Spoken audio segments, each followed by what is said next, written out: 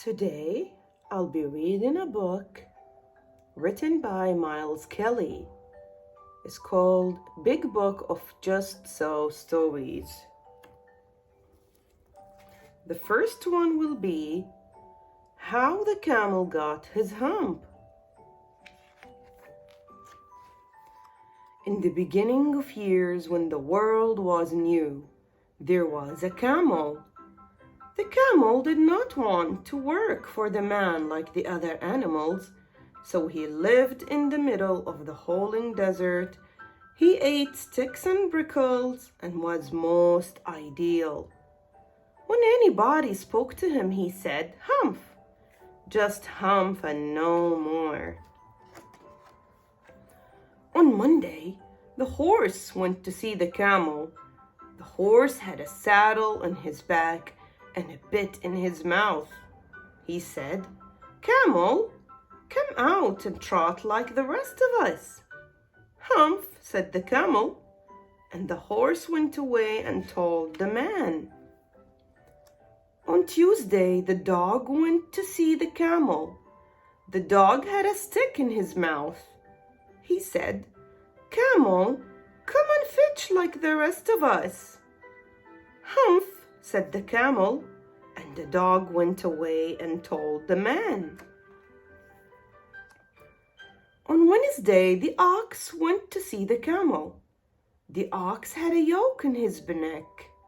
He said, "Camel, come and bluff like the rest of us." "Hump," said the camel, and the ox went away and told the man. That evening, the man called the horse and the dog and the ox together. He said, "That camel in the howling desert won't work. You three must work double to make up for it."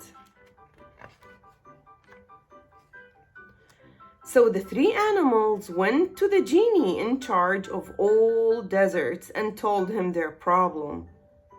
The horse said, "There is an animal in the middle of your howling desert who is ideal and won't work."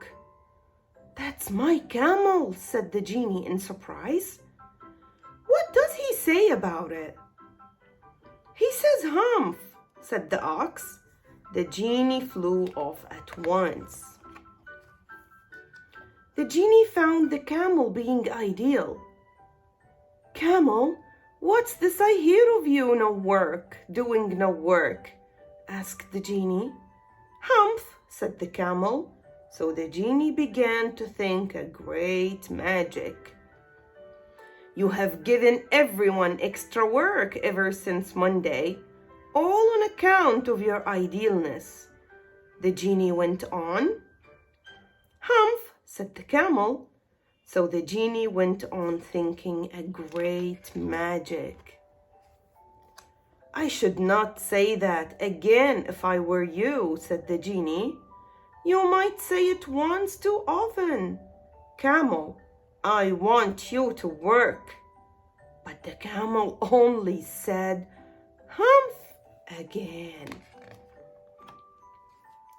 No sooner had the camel said hump a third time than his back began buffing up into a great big hump.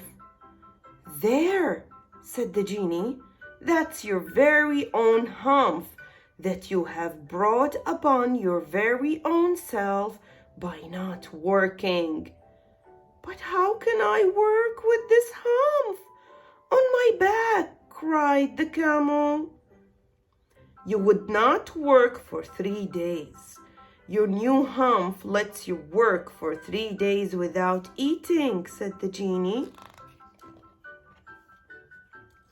So the camel humped himself, hump and all, and went away from the howling desert. And from that day to this day, the camel always has a hump, but we call it a hump now so as not to hurt his feelings. But he has never yet caught up with the 3 days that he missed at the beginning of the world. And he has never yet learned how to behave.